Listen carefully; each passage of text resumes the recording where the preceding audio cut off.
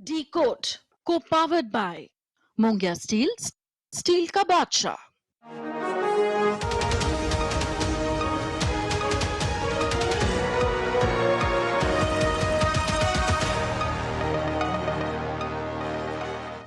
नमस्कार, मैं हूं सुधीर चौधरी और डी कोड के संडे एडिशन में आपका बहुत बहुत स्वागत है। पिछले कई महीनों से हमारे देश में कुछ लोगों ने भारत की अर्थव्यवस्था को डेड इकोनॉमी बताया और ऑपरेशन सिंदूर के दौरान हमारी जीत पर सवाल उठाए। और अब इन दोनों मुद्दों पर भारत के इस टुकड़े टुकड़े गैंग को एक बहुत ही करारा जवाब मिला है। पहला जवाब तो यह है कि पिछली तिमाही में भारत का जीडीपी विकास दर 8.2% रहा। यह उन लोगों को जवाब है जो भारत को डेड इकोनॉमी कह रहे हैं।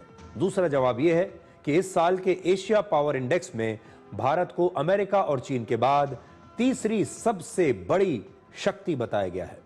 और भारत की रैंकिंग सुधरने में ऑपरेशन सिंदूर के दौरान मिली कामयाबी का भी एक बहुत बड़ा हाथ है। आप सब ने पूरे धैर्य के साथ भारत के खिलाफ इस दुष्प्रचार को इतने महीनों तक सहा है, इसलिए आज आपके लिए भी यह खुश होने का दिन है। और अगर आप भी सोशल मीडिया पर फैल रहे दुष्प्रचार, झूठ और नकली खबरों से परेशान हो चुके हैं, तो आपके लिए आज एक और अच्छी खबर है। सुप्रीम कोर्ट ने कहा है कि अब समय आ चुका है जब सोशल मीडिया पर तेजी से वायरल हो रहे आपत्तिजनक और झूठे कंटेंट को कंट्रोल करने के लिए एक अलग व्यवस्था बनाई जाए। असल में समस्या यह है कि सोशल मीडिया पर झूठ आग की तरह फैलता है और मिनटों में वायरल हो जाता है और सच को दुनिया तक पहुंचने में बहुत समय लगता है। और जब तक पता चलता है कि ये न्यूज़ फेक थी, तब तक वो खबर या वो वीडियो वायरल हो चुका होता है। और आखिर में आपको बताएंगे कि पाकिस्तान की सरकार का कहना है कि इमरान खान जिंदा है। जनरल असीम मुनीर ने अब पाकिस्तान में चीफ ऑफ डिफेंस फोर्सेस के तौर पर चार्ज संभाल लिया है, जो दुनिया भर की शांति के लिए एक बुरी खबर है। अब इमरान खान के बेटे ने भी मांग की है कि पाकिस्तान की सरकार यह सबूत पेश करे कि इमरान खान जिंदा है। आज विपक्षी पार्टियों के लिए और टुकड़े टुकड़े गैंग के साथ सोशल मीडिया पर सक्रिय लिबरल्स के लिए एक बहुत ही बुरी खबर है। और वो बुरी खबर यह है कि भारत अब रक्षा और अर्थव्यवस्था के मामले में दुनिया की एक मेजर पावर यानी एक प्रमुख शक्ति बन चुका है। जीडीपी के नए आंकड़े आज ही आए हैं जो बताते हैं कि इस तिमाही में भारत का जीडीपी विकास दर 8.2% है, जो पिछले 1.5 वर्षों में सबसे ज्यादा है। और दूसरी बुरी खबर हमारी विपक्षी पार्टियों के लिए यह है कि इस साल के एशिया पावर इंडेक्स में अमेरिका और चीन के बाद भारत को तीसरे नंबर पर रखा गया है, तीसरी सबसे बड़ी शक्ति बताया गया है। आज ऑपरेशन सिंदूर में भारत की सैन्य ताकत पर 2 अंतर्राष्ट्रीय रिपोर्ट्स आई है।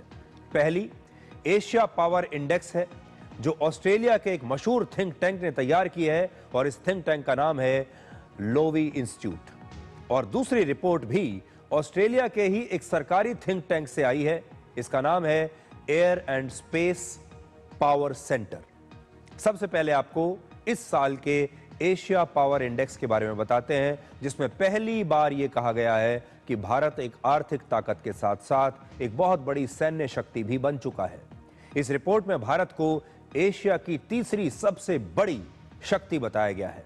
यह एक ऐसी लिस्ट है जिसमें एशिया के 27 देशों को उनकी आर्थिक और सैन्य ताकत के हिसाब से रैंकिंग दी गई है। और इस लिस्ट में अमेरिका 80.4 पॉइंट्स के साथ पहले नंबर पर है, चीन 73.7 पॉइंट्स के साथ दूसरे नंबर पर है। और ये दोनों ही सुपर पावर्स हैं, यानी इन्हें सुपर पावर का दर्जा दिया गया है। तो अमेरिका पहले नंबर पर, चीन दूसरे नंबर पर, और इन दोनों को सुपर पावर बताया गया है। भारत 40 पॉइंट्स के साथ इस लिस्ट में तीसरे नंबर पर है। और सबसे बड़ी बात यह है कि पहली बार भारत को एशिया की एक मेजर पावर यानी प्रमुख शक्ति माना गया है, जबकि पिछले वर्ष इसी रैंकिंग में भारत 39.1 पॉइंट्स के साथ एक मिडिल पावर था। तो भारत का एक एलिवेशन हुआ है। पिछले साल तक हमें मिडिल पावर माना जा रहा था, लेकिन इस बार पहली बार भारत को मेजर पावर माना गया है। और पूरे एशिया में एक ही देश है जो मेजर पावर है, और वो है भारत। भारत के बाद चौथे नंबर पर जापान है, जिसका स्कोर है 38.8, और जापान को एक मिडिल पावर माना गया है। और फिर नंबर आता है रशिया का, 32.1 पॉइंट्स के साथ रशिया 5वें नंबर पर है। यानी एशिया के मामले में, एशिया में जापान और रशिया दोनों ही भारत से पीछे हैं। रशिया के पास दुनिया में सबसे ज्यादा न्यूक्लियर हथियार है, लेकिन इस रिपोर्ट में उसे जापान से भी नीचे 5वां स्थान मिला है। लेकिन एक बात याद रखिएगा, ये एशिया की रैंकिंग है और पाकिस्तान इस रिपोर्ट में टॉप 10 देशों में कहीं नहीं है। पाकिस्तान को सिर्फ 14.5 पॉइंट्स दिए गए हैं और उसका स्थान है 16वां। तो यहां आप देख लीजिए, ये पूरी रैंकिंग है आपके स्क्रीन पर, बड़ी स्क्रीन पर। आज आप इसे जरा ध्यान से आप देखिए। पहले नंबर पर अमेरिका, दूसरे पर चीन, तीसरे पर भारत, चौथे नंबर पर जापान, 5वें पर रशिया और पाकिस्तान है 16वें नंबर पर। इस रिपोर्ट के मुताबिक भारत की ताकत पाकिस्तान से 2.25 गुना ज्यादा है। भारत का स्कोर बढ़ना हमारी ताकत में आए बदलाव का एक स्पष्ट संकेत है और इस रिपोर्ट के मुताबिक इसकी एक बहुत बड़ी वजह है ऑपरेशन सिंदूर के दौरान भारत की कामयाबी।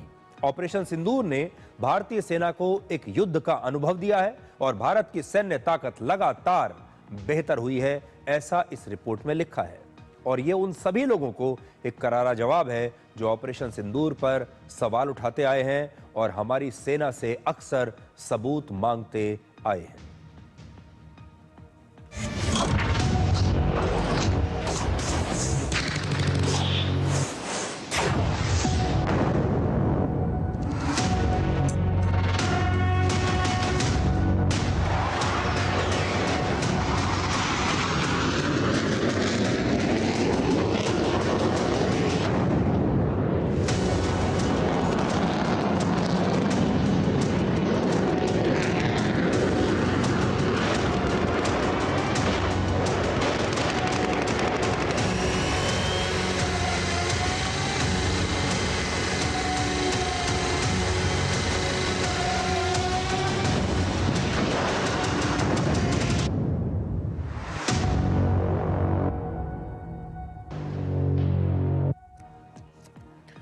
अब देखिए, जो एशिया पावर इंडेक्स है, इसकी रिपोर्ट मेरे हाथ में है।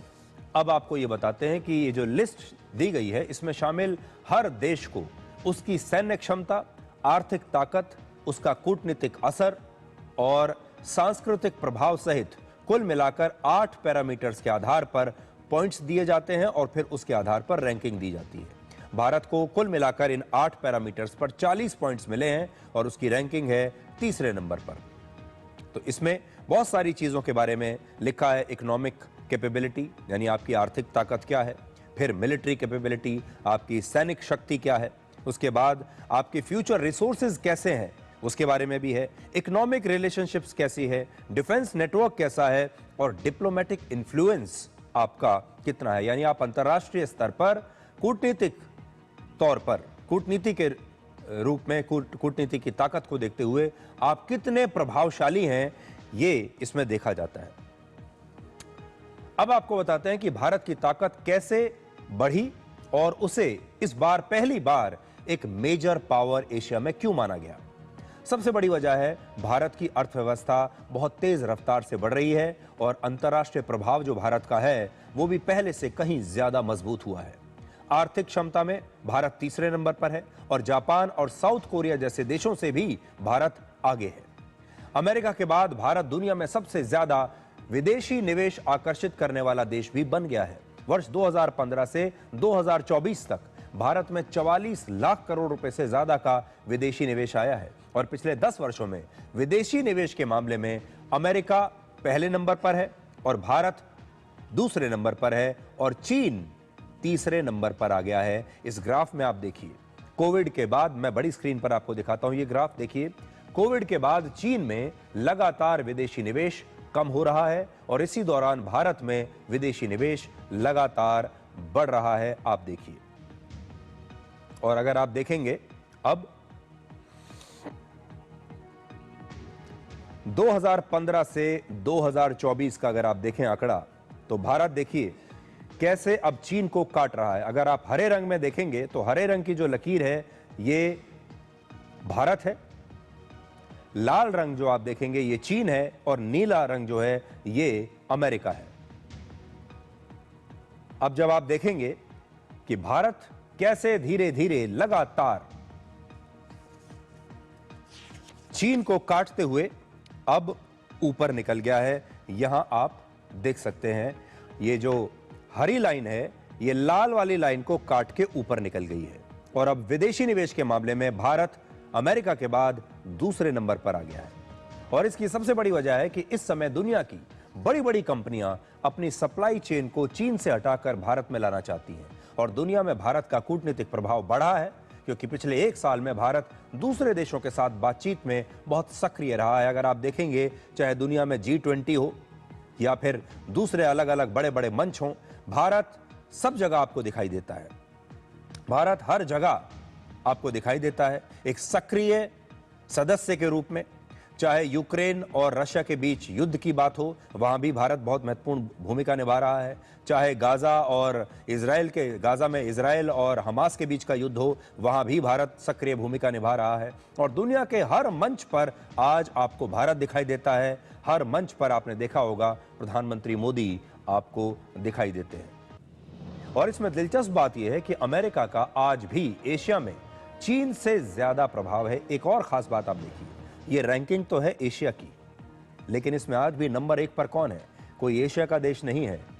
अमेरिका एशिया में सबसे प्रभावशाली देश आज है और एशिया महाद्वीप का हिस्सा न होते हुए भी अमेरिका इस क्षेत्र में सबसे मजबूत और प्रभावशाली देश है। हैरानी की बात यह है कि पिछले वर्ष के मुकाबले अमेरिका का स्कोर इस बार 1.2 पॉइंट्स कम हुआ है और इसका जिम्मेदार अमेरिका के राष्ट्रपति डोनाल्ड ट्रंप की नीतियों को बताया गया है। नॉर्थ कोरिया इस रिपोर्ट में 17वें नंबर पर है और पिछले वर्ष के मुकाबले उसका स्कोर सबसे ज्यादा बढ़ा है, यानी 1.5 पॉइंट्स उसके बढ़ गए हैं। और उत्तरी कोरिया ने अपनी मिसाइल्स और परमाणु हथियारों की क्षमता को पहले से कहीं ज्यादा बेहतर किया है और रशिया से उसके सैन्य संबंध और ज्यादा मजबूत हुए हैं। इसकी वजह से जो नॉर्थ कोरिया है उसे 1.5 पॉइंट्स इस बार पहले के मुकाबले ज्यादा मिले हैं।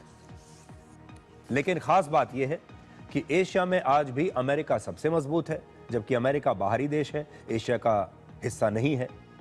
चीन दूसरे नंबर पर है और तीसरे नंबर पर अब आपका देश भारत है।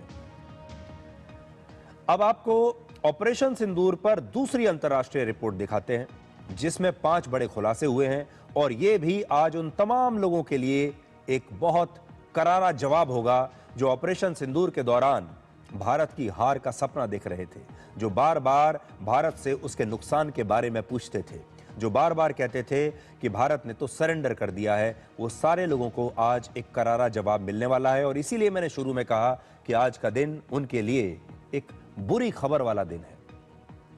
तो पहली बात यह है कि पाकिस्तान में आतंकवादियों के ठिकाने पर किए गए पहले हमलों में भारत को पूरी सफलता मिली थी। ऐसा इस रिपोर्ट में लिखा है कि भारत को पूरी सफलता मिली ऑपरेशन सिंदूर के शुरुआत में ही और भारत ने अपना जो लक्ष्य रखा था उसे भारत ने पूरी तरीके से हासिल किया। 7 मई को पाकिस्तान के खिलाफ हुए इस ऑपरेशन के दौरान भारत के 72 फाइटर जेट्स ने हिस्सा लिया था, जिसमें रफाल, मिराज 2000 और सुखोई 30 MKI जैसे फाइटर जेट्स थे, जो इसमें लिखा है। तो सोचिए, पहले दिन हमारे 72 फाइटर जेट्स मैदान में उतरे थे। दूसरा, भारत के मजबूत एयर डिफेंस सिस्टम ने पाकिस्तान के जवाबी हमलों को बिल्कुल नाकाम कर दिया। पाकिस्तान ने जो भी जवाबी हमला किया, जो भी मिसाइल हमारे ऊपर छोड़ी, जो भी ड्रोन्स उनकी तरफ से आए, जो भी हथियार वहां से आए, हमारे एयर डिफेंस सिस्टम ने सारी मिसाइलों को रोक दिया। तीसरा, इसमें लिखा है ऑपरेशन सिंदूर के आखिरी दिन यानी 9 और 10 मई की रात को भारत ने जो बड़े हमले किए उससे यह स्पष्ट है कि भारत आसानी से पाकिस्तान के आसमान पर कब्जा कर सकता है, यानी एयर सुपीरियरिटी हासिल कर सकता है भारत पाकिस्तान के ऊपर। ऐसा इस रिपोर्ट में लिखा है। यह रिपोर्ट आज मेरे हाथ में है। चौथी बात इसमें लिखी है, भारत के हमले में लाहौर में एक एयर डिफेंस सिस्टम नष्ट हो गया था। इसमें भी लिखा है कि पाकिस्तान का एयर डिफेंस सिस्टम जो लाहौर में तैनात था उसे हमने नष्ट कर दिया। और पांचवी बात, आसमान में हुई ये लड़ाई भारत ने जीत ली और अगर ये लड़ाई कुछ दिन और चलती तो भारतीय सेना सीमा के पास मौजूद पाकिस्तान के सभी एयर बेसेस को नष्ट कर देती, ऐसा इसमें लिखा है। और मैंने आपको सारे पॉइंट्स तो बता ही दिए हैं। देखिए इसमें लिखा है 72 इंडियन फाइटर्स ने ऑपरेशन सिंदूर के पहले दिन इस पूरे ऑपरेशन में हिस्सा लिया था। रफाल, मिराज 2000, SU-30 MKI वगैरह जो थे।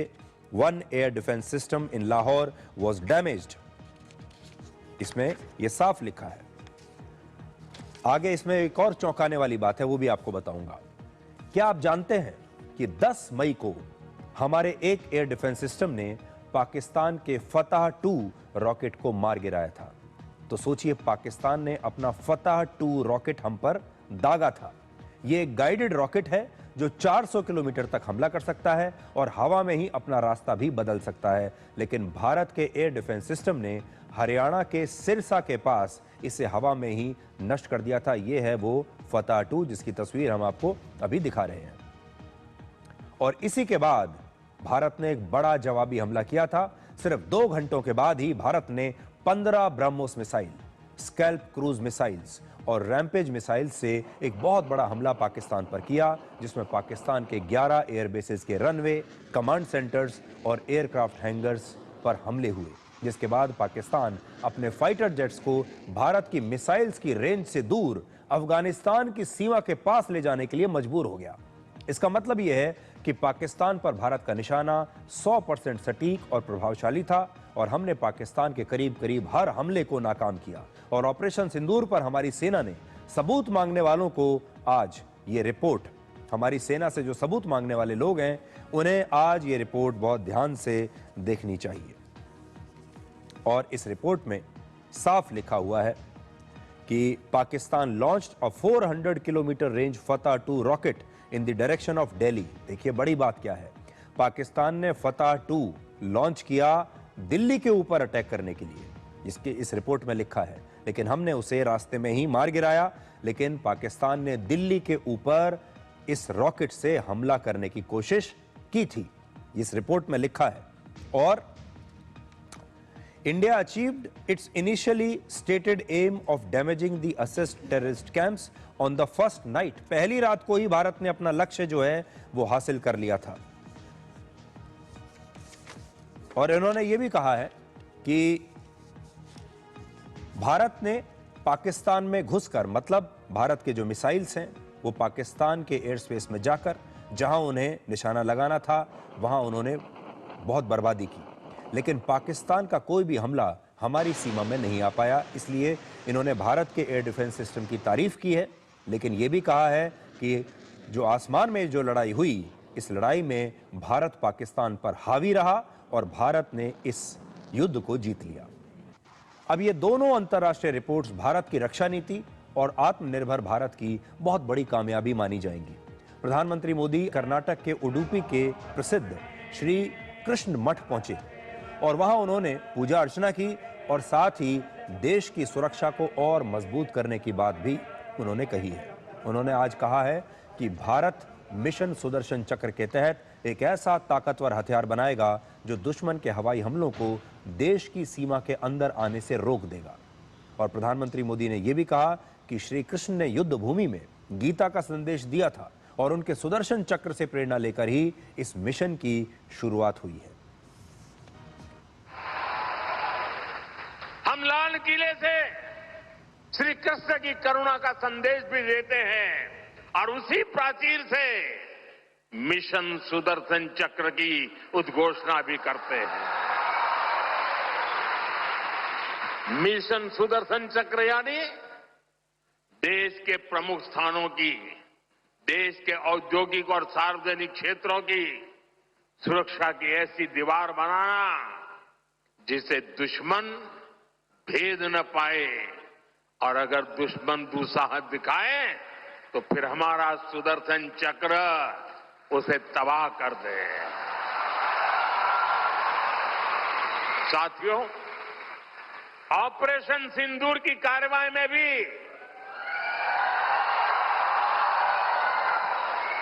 देश ने हमारा ये संकल्प देखा है पहलगाम के आतंकी हमले में कई देशवासियों ने अपना जीवन गंवाया।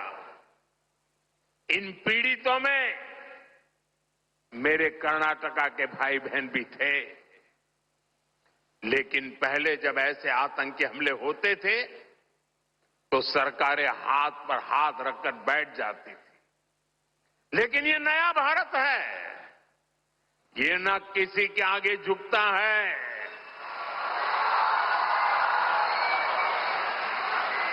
और न ही अपने नागरिकों की रक्षा के कर्तव्य से डिगता है। हम शांति की स्थापना भी जानते हैं और शांति की रक्षा करना भी जानते हैं।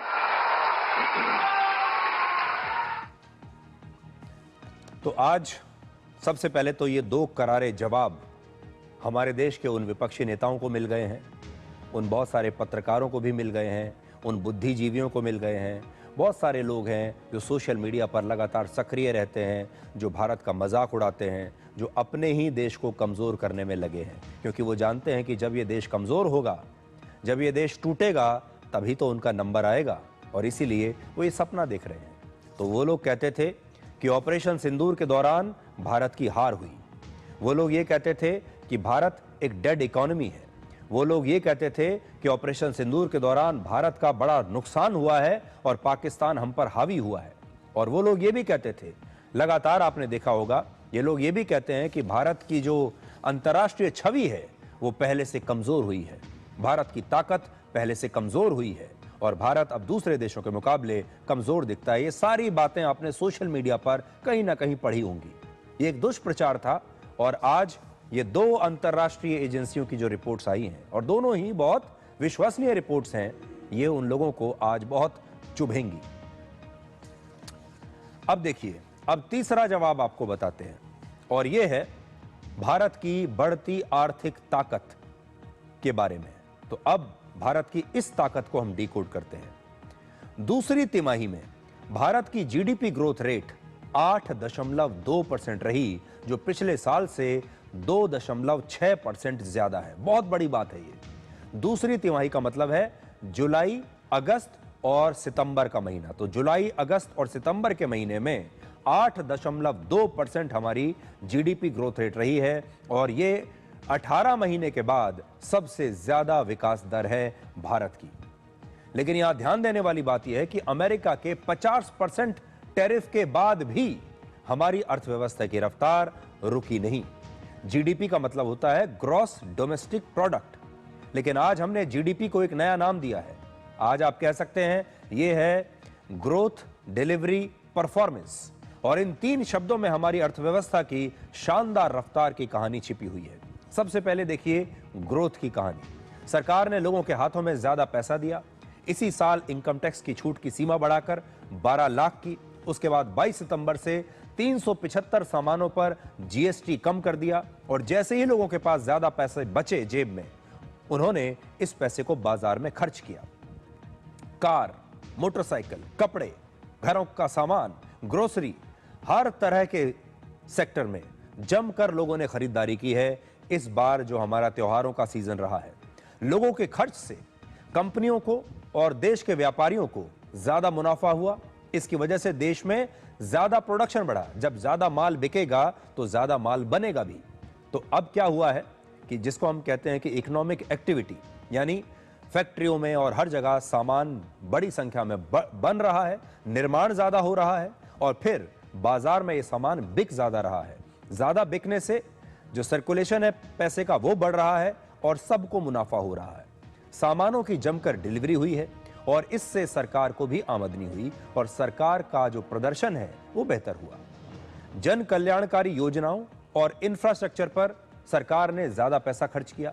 इसी तरह से ग्रोथ के साथ डिलीवरी और परफॉर्मेंस ने जीडीपी को बढ़ाकर 8% के ऊपर पहुंचा दिया। जीडीपी के नए आंकड़ों से 5 महत्वपूर्ण जानकारियां आपको मिलेंगी। पहला, भारत के सभी क्षेत्रों में, चाहे वो ऑटोमोबाइल हो, कृषि हो, हर जगह, हर सेक्टर में विकास हुआ है।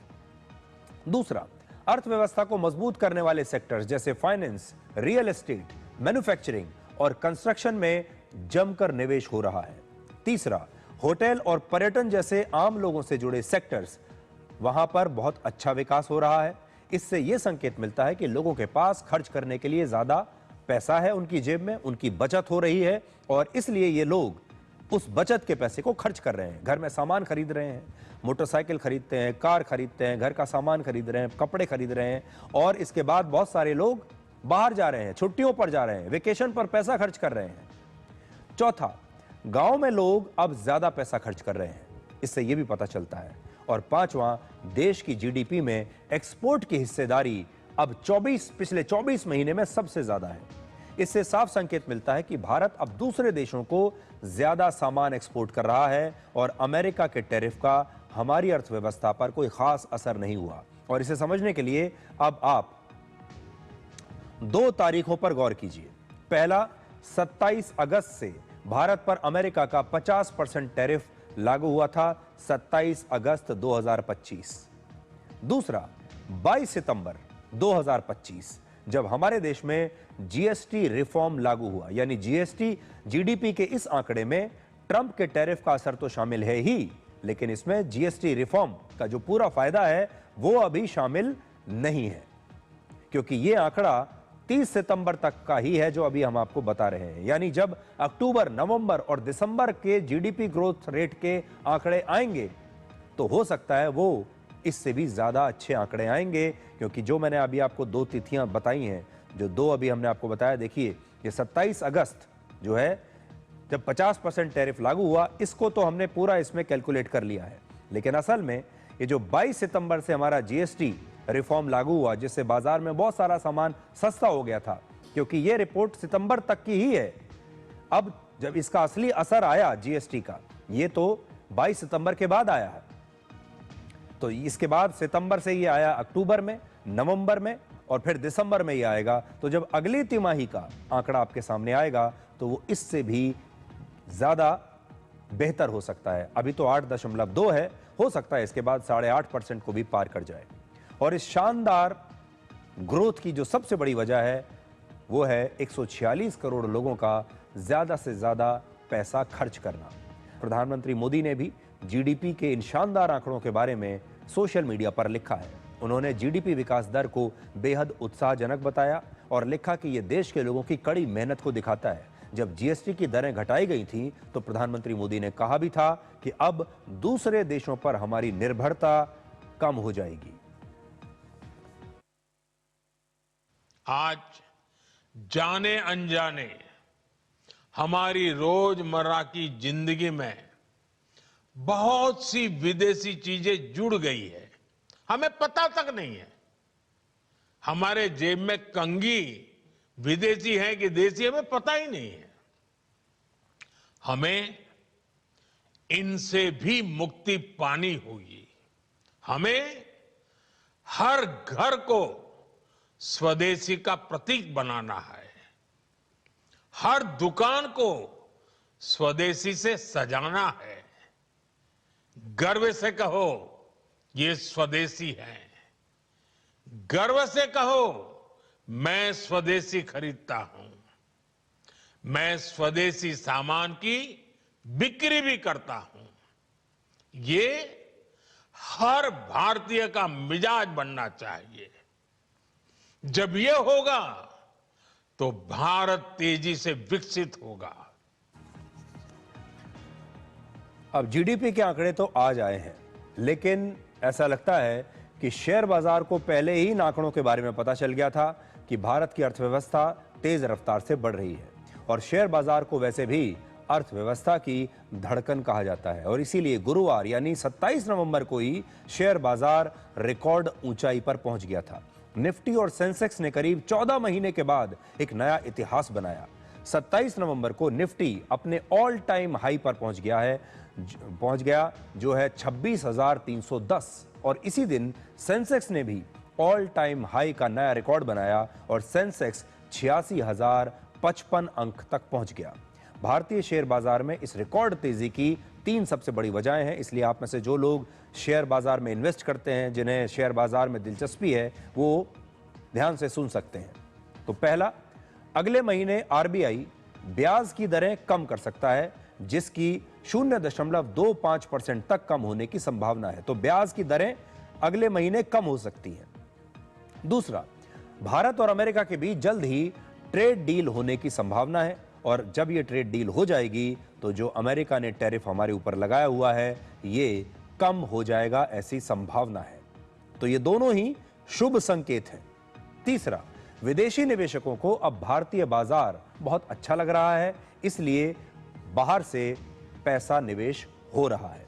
आज पूरी दुनिया में भारतीय अर्थव्यवस्था को सबसे मजबूत माना जा रहा है और जीडीपी के आंकड़ों ने इसे साबित कर दिया है। और अब आपको बताते हैं, हमारे देश में आजकल आप शरणार्थियों के बारे में अक्सर सुनते रहते होंगे, घुसपैठियों के बारे में सुनते रहते होंगे। हमारे यहाँ जब चुनाव होता है तो घुसपैठिए का जो मुद्दा है वो बहुत बड़ा मुद्दा हो जाता है। चुनाव आयोग ने SIR नाम की एक एक्सरसाइज भी, एक प्रोसेस शुरू किया है जिसमें वोटर लिस्ट को साफ किया जा रहा है, वो भी घुसपैठियों के बारे में ही है। तो घुसपैठियों का जो मुद्दा है वो हमारे देश में बहुत बड़ा है। लेकिन क्या आप जानते हैं कि अमेरिका जैसे जो देश हैं वहां भी घुसपैठियों का बहुत बड़ा मुद्दा है, और अमेरिका जैसे इतने अमीर और शक्तिशाली देश भी अब घुसपैठियों से परेशान हो गए हैं। अमेरिका के राष्ट्रपति डोनाल्ड ट्रंप ने शरणार्थियों के बारे में सोशल मीडिया पर एक पोस्ट लिखा है, और उन्होंने लिखा है कि जो शरणार्थी हैं, बाहर से आए हुए लोग हैं, ये अमेरिका के लिए एक बहुत बड़ा खतरा है। अपने पोस्ट में उन्होंने 3 महत्वपूर्ण बातें की हैं। पोस्ट तो बहुत लंबा है, मैं आपको 3 पॉइंट्स बताता हूं। पहला जो उन्होंने लिखा है, शरणार्थियों की वजह से अपराध बढ़ते हैं, अस्पतालों में भीड़ बढ़ती है, घरों की कमी हो जाती है और वो सरकारी योजनाओं का फायदा उठाते हैं। देखिए, ये डोनाल्ड ट्रंप कह रहे हैं, अमेरिका के राष्ट्रपति। लेकिन हमारे यहां भी तो यही समस्या है। जब हमारे यहां घुसपैठिए आते हैं तो अपराध बढ़ते हैं, अस्पतालों में भीड़ बढ़ती है, रहने की जगह नहीं मिलती और सरकारी योजनाओं का ये लोग फायदा उठाते हैं। भारत और अमेरिका दोनों ही घुसपैठियों से परेशान। दूसरा डोनाल्ड ट्रंप जो लिखते हैं वो ये, ऐसे प्रवासियों को जो अमेरिका की शांति के लिए खतरा है, भले ही उनके पास सही कागजात क्यों ना हो, उन्हें भी देश से बाहर निकाल दिया जाएगा। अगर आपके पास सही कागजात हैं, आपके पास वीजा है, परमिट है, लेकिन अगर आप तब भी अमेरिका के लिए खतरा हैं तो आपको बाहर निकाल देंगे। और तीसरी बात उन्होंने लिखी है, ट्रंप ने यह दावा किया कि अब अमेरिका में रिवर्स माइग्रेशन से हालात ठीक होंगे, यानी वो रिवर्स माइग्रेशन करेंगे। जो प्रवासी अमेरिका में बस चुके हैं उन्हें वापस उनके देशों में भेज दिया जाएगा।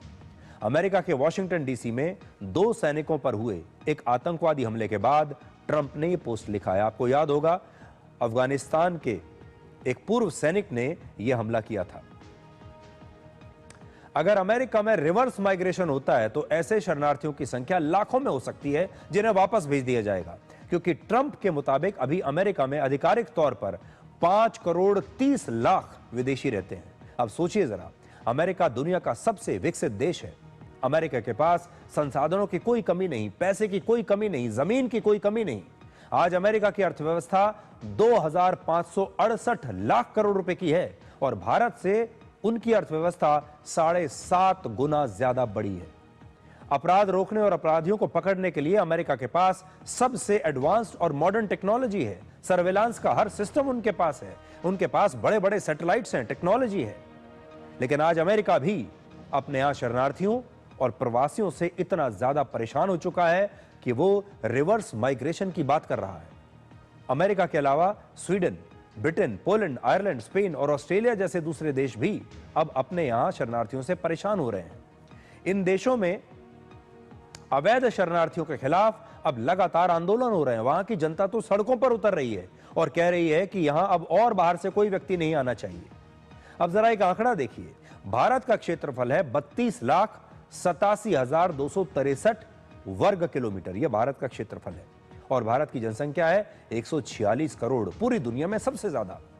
अमेरिका का क्षेत्रफल है 98,33,517 वर्ग किलोमीटर और अमेरिका की जनसंख्या है सिर्फ 34 करोड़, सिर्फ।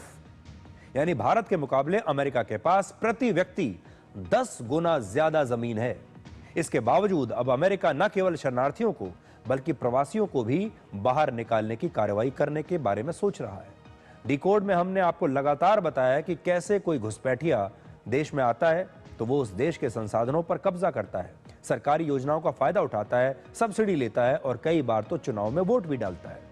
आज हमारे देश में सिर्फ अवैध वोटर्स की पहचान के लिए एसआईआर चल रहा है तो पूरा विपक्ष इसके विरोध में खड़ा हो गया, जबकि एसआईआर से अवैध घुसपैठियों की भी पहचान होती है और यह सबसे आसान तरीका है। इस समय केरल, तमिलनाडु और पश्चिम बंगाल में एसआईआर को रोकने की मांगें हो रही हैं। पश्चिम बंगाल में एसआईआर के खिलाफ ममता बनर्जी और उनकी पार्टी तृणमूल कांग्रेस लगातार विरोध प्रदर्शन कर रही है और ममता बनर्जी तो खुद चुनाव आयोग को कई चिट्ठियां लिख चुकी हैं।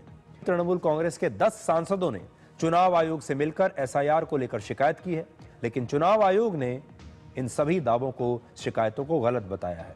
आज चुनाव आयोग ने कहा कि 9 दिसंबर को जब पश्चिम बंगाल में वोटर लिस्ट का ड्राफ्ट जारी होगा उसके बाद ही कोई आपत्ति दर्ज की जानी चाहिए। चुनाव आयोग ने तृणमूल कांग्रेस को सख्त हिदायत दी है और कहा है कि वो बूथ अधिकारियों को न धमकाए और उनके काम को प्रभावित करने की कोशिश न करे। वैसे हमारे देश के कई विपक्षी नेता, विपक्षी पार्टियां और बुद्धिजीवी सुप्रीम कोर्ट में भी एसआईआर के खिलाफ जा चुके हैं और पिछले कई महीनों से सुप्रीम कोर्ट में एसआईआर पर सुनवाई चल रही है, लेकिन बहुत सारी बातें आपको पता नहीं चलती। असल में हमारे देश में अब सब कुछ सोशल मीडिया के आधार पर चल रहा है और एक्स जैसे जो सोशल मीडिया प्लेटफॉर्म हैं, जहां पर विदेशों में बैठे लोग, आईटी सेल के लोग एक नकली मुद्दा बनाने की कोशिश करते हैं, उसके जरिए देश के लोगों को बहकाने की कोशिश होती है। अब देखिए, एसआईआर की सुनवाई के दौरान 26 नवंबर को सुप्रीम कोर्ट ने एक बहुत अहम टिप्पणी की है जो आप तक नहीं पहुंची होगी, लेकिन आपको आज मैं बताना चाहता हूं। सुप्रीम कोर्ट ने कहा है, बिहार से किसी मतदाता ने कोर्ट में एसआईआर के बाद नाम हटने की शिकायत नहीं की है। शुरुआत में बिहार को लेकर यह धारणा बनी थी कि लाखों लोगों के नाम हटाए जाने वाले हैं और यह कोर्ट भी आशंकित था, लेकिन अंत में ऐसा कुछ नहीं हुआ। कोर्ट ने यह भी कहा कि आज जिस तरीके से एसआईआर के बारे में प्रचार हुआ है, कोई यह नहीं कह सकता कि उसे इसकी जानकारी ही नहीं है। कोर्ट ने एक और अहम टिप्पणी की, अगर किसी के पास आधार कार्ड है तो क्या इसका मतलब यह है कि उसे वोटर भी बनाया जाना चाहिए, यानी आधार कार्ड जिसके पास आ गया वो वोटर भी बन जाएगा। सुप्रीम कोर्ट का कहना था कि घुसपैठिए हमारे देश में लंबे समय तक रहने के बाद आधार कार्ड हासिल कर लेंगे, कर सकते हैं, लेकिन अगर वो भारतीय नागरिक नहीं है तो क्या उन्हें भी वोट देने की अनुमति दी जानी चाहिए सिर्फ इसलिए क्योंकि उनके पास आधार कार्ड आ गया है। मैं आपको संक्षिप्त में पढ़कर सुनाता हूं सुप्रीम कोर्ट ने क्या कहा है और ये बहुत अहम बात है। लेकिन हमारे देश में जो सोशल मीडिया पर हमारे देश के विपक्षी नेता हैं वो ऐसी बातें कभी आपको बताएंगे नहीं और मीडिया भी नहीं बताएगा। अब देखिए, ये चीफ जस्टिस ऑफ इंडिया की अदालत में चल रही है सुनवाई और उन्होंने कहा है, चीफ जस्टिस ऑफ इंडिया कह रहे हैं, we experienced a strange thing in Bihar, we kept on directing, sent our paralegal volunteers, nobody came forward to say I have been excluded. Chief justice of India कहते हैं कि बिहार में बड़ी अजीब सी चीज देखने को मिली। हम लगातार यहां से निर्देश दे रहे थे, हमने अपने वॉलंटियर्स को बिहार में भेजा, लेकिन बिहार में कोई भी नहीं आया ये कहने के लिए, किसी ने कोई आकर शिकायत नहीं की कि भाई मेरा नाम वोटर लिस्ट से हटा दिया गया है। कोई शिकायत नहीं आई।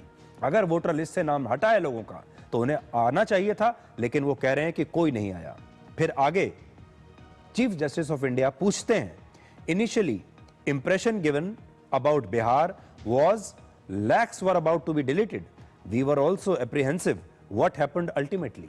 तो कह रहे हैं कि शुरुआत में हम भी यही सोचते थे, हमें भी यही आशंका थी कि बिहार में लाखों लोगों का नाम वोटर लिस्ट से हटा दिया जाएगा, कट जाएगा, और हमें बड़ी इस बारे में चिंता थी, लेकिन आखिरकार ऐसा कुछ नहीं हुआ। ये कहना है और ये मुख्य न्यायाधीश का कहना है भारत के। और फिर वो आगे ये भी कहते हैं, Aadhaar card is a creation of statute to the extent it governs distribution of benefits. तो आधार कार्ड अगर किसी को राशन पाने के लिए दे दिया गया है, सोशल वेलफेयर बेनिफिट्स के लिए दे दिया गया है, और कोई व्यक्ति किसी दूसरे देश से आया है, पड़ोसी देश से यहां आ गया है और उसने आधार कार्ड बनवा भी लिया है राशन वगैरह लेने के लिए, तो क्या इसका मतलब यह है कि उसे वोटर आईडी कार्ड भी दे दिया जाए? ये सुप्रीम कोर्ट में चीफ जस्टिस ऑफ इंडिया ने यह बात पूछी है और यह बहुत बड़ी बात है। इसलिए सोशल मीडिया पर जो आ रहा है, एक्स पर जो लोग लिख रहे हैं, उस पर ध्यान मत दीजिए। और मैं बार बार आपको बताता हूं कि एक्स पर अब ये एक पॉलिटिकल बैटल ग्राउंड बन चुका है। हमारे देश में 146 करोड़ लोग हैं और एक्स पर इसमें से सिर्फ 2.5 करोड़ लोगों के अकाउंट हैं, 2.5 करोड़, और उसमें से भी बड़ी संख्या में ऐसे लोग होंगे जो इनके नकली अकाउंट होंगे। तो आप समझ लीजिए कि 2-2.25 करोड़ अकाउंट्स हैं पूरे देश में, जो आपका जो जनसंख्या है उसका 1.5% भी नहीं है। तो आप सोचिए 1.5% वाले सोशल मीडिया प्लेटफॉर्म पर जो बातें चल रही हैं, क्या भारत के 145 करोड़ लोग वही बात कर रहे हैं या उससे अलग सोचते हैं? वो अलग सोचते हैं और ये बात हर चुनाव में साबित होती है। अब एक छोटा सा ब्रेक ले लेते हैं और इस ब्रेक के बाद हम कुछ और खबरों को आपके लिए डिकोड करेंगे।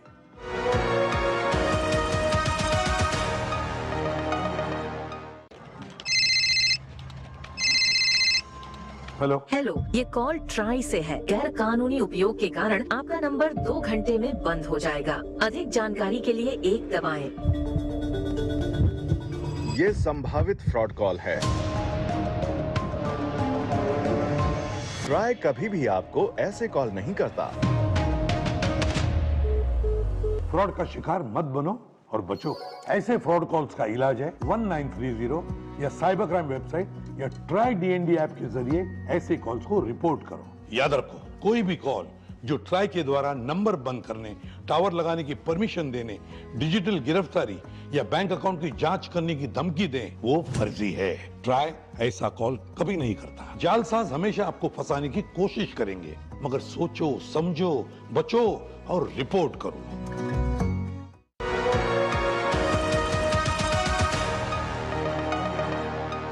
अगर आप भी सोशल मीडिया पर फैल रहे इस दुष्प्रचार, झूठ और नकली खबरों से परेशान हो चुके हैं, तो आपके लिए आज मैं एक और अच्छी खबर लेकर आया हूं। सुप्रीम कोर्ट ने सोशल मीडिया कंटेंट को रेगुलेट करने के लिए अब एक ऑटोनोमस बॉडी बनाने की जरूरत पर जोर दिया है। यानी एक ऐसी संस्था बनाई जाए जो सोशल मीडिया, ओटीटी और डिजिटल मीडिया पर फैलते दुष्प्रचार और आपत्तिजनक कंटेंट को रोक सके। और सुप्रीम कोर्ट में एक मामले की सुनवाई चल रही थी। किस मामले की चल रही थी मैं आपको बताऊंगा। पहले उस सुनवाई के दौरान सुप्रीम कोर्ट ने 3 बड़ी बातें कही। पहला, अभी भारत में सोशल मीडिया और मीडिया संस्थानों को रेगुलेट करने का जो तरीका है वो पर्याप्त नहीं है। दूसरा, कोई भी आपत्तिजनक कंटेंट एक बार अगर सोशल मीडिया पर अपलोड हो जाता है तो वो कुछ ही मिनटों में वायरल हो जाता है, और फिर जिसने अपलोड किया है अगर वो उस कंटेंट को डिलीट भी कर दे तब भी ये वीडियो या ये कंटेंट वायरल ही रहता है। इसलिए अब किसी भी कंटेंट को अपलोड करने से पहले उसे रोकना होगा, उसकी स्क्रीनिंग की व्यवस्था करनी होगी। अभी देखिए क्या होता है सोशल मीडिया पर, पहले कोई वीडियो या कोई कंटेंट अपलोड हो जाता है, लोग उसे देखते हैं, फिर यह पता चलता है कि यह आपत्तिजनक है या गलत है, फिर उसे हटाया जाता है, लेकिन तब तक वो वायरल हो चुका है। अब सुप्रीम कोर्ट ये कहता है कि अपलोड होने से पहले ही इसकी जांच होनी चाहिए। कोई ऐसा मैकेनिज्म, ऐसी व्यवस्था बने जो पहले इसकी जांच करे। और तीसरा, आजकल YouTube और OTT के कार्यक्रमों में जो डिस्क्लेमर या चेतावनी दिखाई भी जाती है वो चेतावनी असरदार नहीं है। आपने भी देखा होगा जब आप OTT प्लेटफॉर्म पर कुछ भी देखते हैं तो 1 या 2 सेकंड के लिए, 3 सेकंड के लिए एक चेतावनी आती है। उस चेतावनी में जो भी लिखा होता है वो आप पढ़ भी नहीं पाते और वो फिल्म या वेब सीरीज शुरू हो जाती है। और फिर वो कहते हैं कि देखिए हमने तो पहले ही चेतावनी दे दी थी, हमने डिस्क्लेमर दे दिया था। लेकिन आज ये जो सुनवाई चल रही थी, ये आपको याद होगा हमारे देश में कुछ यूट्यूबर्स हैं जिन्होंने यूट्यूब पर बहुत ही अश्लील, आपत्तिजनक टिप्पणियां की थी। हमारे देश में जो माता पिता हैं, हमारे पेरेंट्स हैं, उनके बारे में बहुत ही अश्लील टिप्पणियां एक यूट्यूबर ने की थी।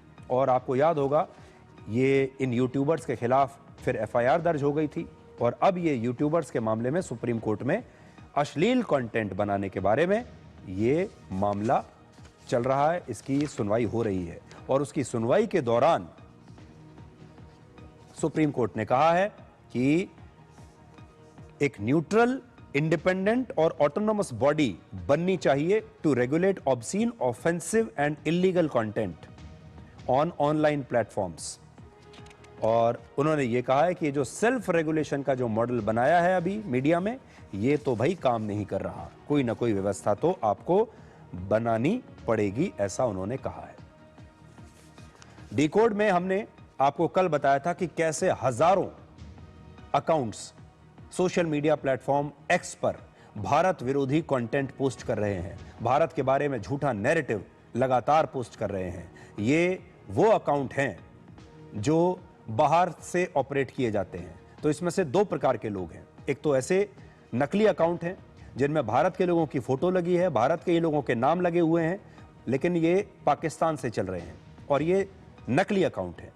दूसरे वो हैं जो हैं तो असली अकाउंट, भारत के ही लोगों ने अकाउंट बनाए हुए हैं, ये किसी न किसी पार्टी से जुड़े हुए लोग हैं, किसी न किसी विचारधारा से जुड़े हुए लोग हैं, और इन्होंने क्या किया है, अपने नाम से इन्होंने अकाउंट बनाया है, लेकिन ये वीपीएन का इस्तेमाल कर रहे हैं या फिर बाहर से जो है ये अपने जो, जब आप इनकी लोकेशन देखेंगे तो लोकेशन आएगी कि ये कहीं बाहर से अपने सोशल मीडिया हैंडल्स को ऑपरेट कर रहे हैं।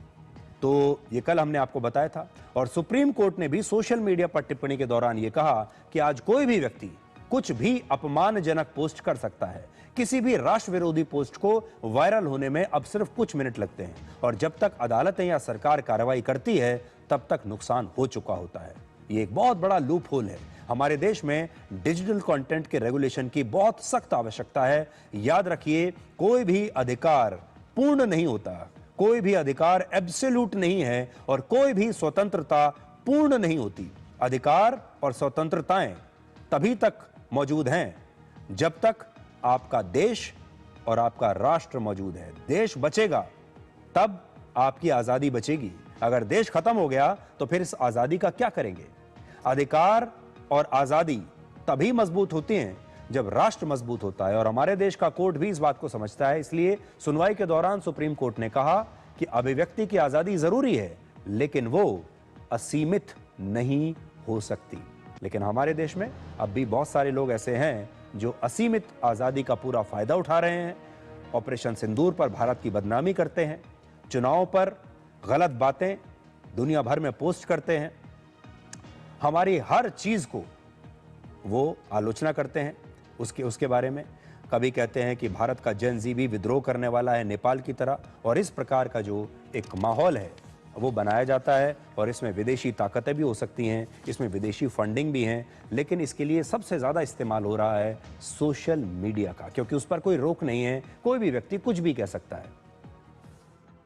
अब एक छोटा सा ब्रेक ले लेते हैं और इस ब्रेक के बाद हम कुछ और खबरों को आपके लिए डिकोड करेंगे।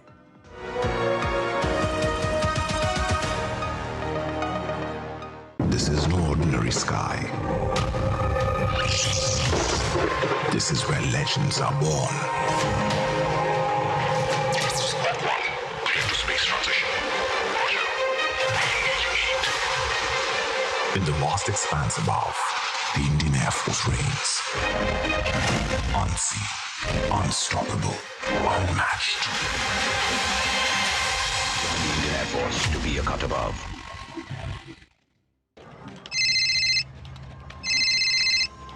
हेलो, ये कॉल ट्राई से है। गैर कानूनी उपयोग के कारण आपका नंबर 2 घंटे में बंद हो जाएगा। अधिक जानकारी के लिए 1 दबाएं।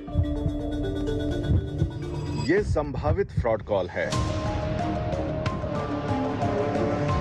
ट्राई कभी भी आपको ऐसे कॉल नहीं करता। फ्रॉड का शिकार मत बनो और बचो। ऐसे फ्रॉड कॉल्स का इलाज है 1930 या साइबर क्राइम वेबसाइट या ट्राई डीएनडी ऐप के जरिए ऐसे कॉल्स को रिपोर्ट करो। याद रखो, कोई भी कॉल जो ट्राई के द्वारा नंबर बंद करने, टावर लगाने की परमिशन देने, डिजिटल गिरफ्तारी या बैंक अकाउंट की जांच करने की धमकी दे, वो फर्जी है। ट्राई ऐसा कॉल कभी नहीं करता। जालसाज हमेशा आपको फंसाने की कोशिश करेंगे, मगर सोचो, समझो, बचो और रिपोर्ट करो।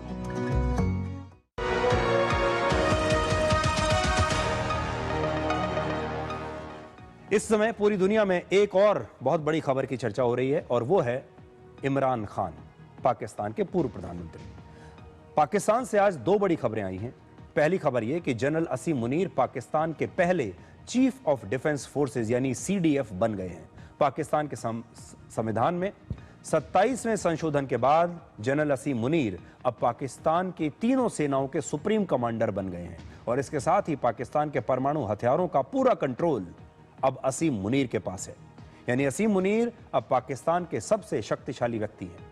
और दूसरी खबर यह है कि पाकिस्तान के पूर्व प्रधानमंत्री इमरान खान जिंदा हैं। पिछले 2 दिनों से 72 वर्ष के इमरान खान की मौत को लेकर अलग अलग दावे किए जा रहे हैं और अब पाकिस्तान की सरकार ने कहा है कि इमरान खान जेल में बिल्कुल ठीक हैं, सुरक्षित हैं। लेकिन इसके बाद भी इमरान खान के स्वास्थ्य को लेकर सवाल उठ रहे हैं क्योंकि पिछले 4 हफ्तों से किसी को भी जेल में इमरान खान से मिलने नहीं दिया गया है। उनके परिवार का आरोप है कि इसके पीछे जनरल असीम मुनीर हैं जो हिटलर की तरह बर्ताव कर रहे हैं। इमरान खान भ्रष्टाचार के एक मामले में रावलपिंडी की अडियाला जेल में 14 साल की सजा काट रहे हैं और इस समय उन पर कुल मिलाकर 150 से ज्यादा केस दर्ज हैं। इमरान खान के छोटे बेटे कासिम खान ने सोशल मीडिया पर आज लिखा है कि वो इस बात को लेकर चिंतित हैं और वो चाहते हैं कि सरकार उनके पिता के जिंदा होने के सबूत पेश करे। कासिम खान ने लिखा है कि उनके पिता 845 दिनों से जेल में हैं। पिछले 6 हफ्तों से उन्हें एक डेथ सेल में अकेले रखा गया है और कोर्ट के ऑर्डर के बावजूद इमरान खान की बहनों को उनसे मिलने नहीं दिया गया। कोई फोन कॉल अभी तक नहीं की गई। यानी उनके पास इमरान खान के जिंदा होने का कोई सबूत नहीं है। ना तो फोन पर बात करवा रहे हैं, ना मिलने दे रहे हैं। और कासिम खान ने अब अंतर्राष्ट्रीय समुदाय से इस बारे में दखल देने की मांग की है। कासिम खान जो हैं वो 26 साल के हैं और इमरान खान और जमाइमा गोल्डस्मिथ के छोटे बेटे हैं। इमरान खान ने वर्ष 1995 में लंदन की जमाइमा गोल्डस्मिथ से पहली शादी की थी और ये उन्हीं के बेटे हैं।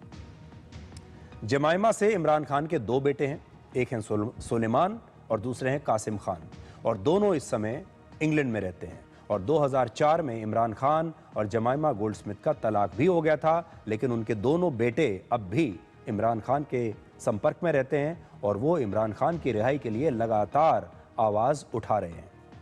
अब बड़ा सवाल यह है कि इमरान खान अगर ठीक है तो पाकिस्तान की सरकार उनसे किसी को मिलने क्यों नहीं दे रही। इमरान खान की पार्टी PTI यानी पाकिस्तान तहरीक-ए-इंसाफ के समर्थक, उनके नेता और इमरान का परिवार एक ही मांग कर रहे हैं कि उन्हें इमरान खान से मिलने दिया जाए। वो इमरान खान को एक बार देखना चाहते हैं। अडियाला जेल के बाहर मौजूद प्रदर्शनकारियों पर पाकिस्तान की पुलिस अब बल प्रयोग कर रही है और इमरान खान के लिए चल रहे प्रदर्शन में खैबर पख्तूनख्वा प्रांत के मुख्यमंत्री सोहेल अफरीदी भी शामिल हुए और गुरुवार को पुलिस ने सड़कों पर उनके साथ मारपीट की। ये सूरत-ए-हाल है जिस ये आप देखिए सोहेल अफरीदी ये आप देखिए ये मुजामत है जी, मुजामत की जा रही है और आप देख सकते हैं तहरीक साहब के तमाम MLA जो है ये यहाँ पर मौजूद हैं और पुलिस वालों को पीछे ये सूरत-ए-हाल है जिस ये आप देखिए सोहेल अफरीदी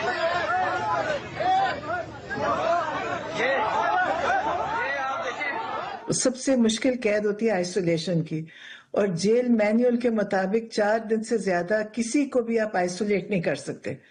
लेकिन इमरान खान को पिछले साल भी इन्होंने 3 हफ्ते आइसोलेट किया और वो दोबारा अब इस दफा उन्होंने वही किया कि उन्होंने सारा से राब्ते बंद कर दिया। अब किसी को कुछ नहीं पता इस वक्त के अंदर क्या हो रहा है। मैं सोचती हूँ शायद हम सोचते थे हम हिटलर की बातें सुनते थे, पढ़ते थे। अगर आप मेरे से पूछेंगे तो मुझे लगता है कि ऐसा जमाना है कि जिसमें वो कहते थे हिटलर पकड़ के बेसमेंट्स में बंद कर दे, तो पाकिस्तान में भी इसी तरह ही कर रहे हैं कि ये सारी झूठी खबरें हैं। सबसे पहले तो मैं रिकॉर्ड पे ये बात कह रहा हूँ, उनकी सेहत बिल्कुल ठीक है, उनकी ज़िंदगी को कोई ख़तरा नहीं है।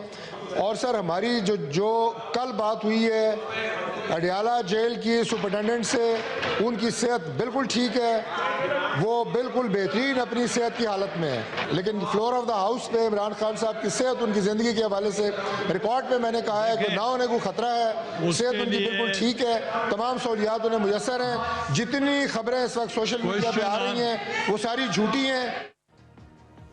देखिए, सोशल मीडिया से असल में हर देश परेशान है, हर सरकार परेशान है।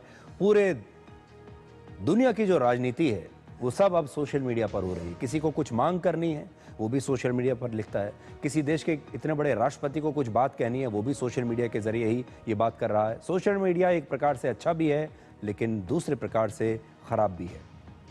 अब पाकिस्तान की सरकार को करना ये चाहिए कि वो पूरी दुनिया को ये सबूत पेश करे कि इमरान खान बिल्कुल ठीक हैं, स्वस्थ हैं और जिंदा हैं। उन्हें ये चाहिए कि वो जेल से उनका कोई वीडियो बनाएं, उनकी कोई तस्वीर या कोई फोटो लेकर दुनिया को दिखाएं, उनके परिवार को दिखाएं कि वो बिल्कुल ठीक ठाक हैं, या फिर उनके परिवार को मिलने की इजाज़त दें।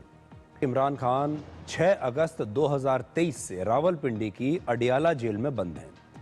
72 एकड़ में फैली ये जेल करीब 142 वर्ष पुरानी है और इसमें करीब 2000 कैदियों के रहने की जगह है, लेकिन यहाँ 6000 से ज़्यादा कैदियों को रखा गया है।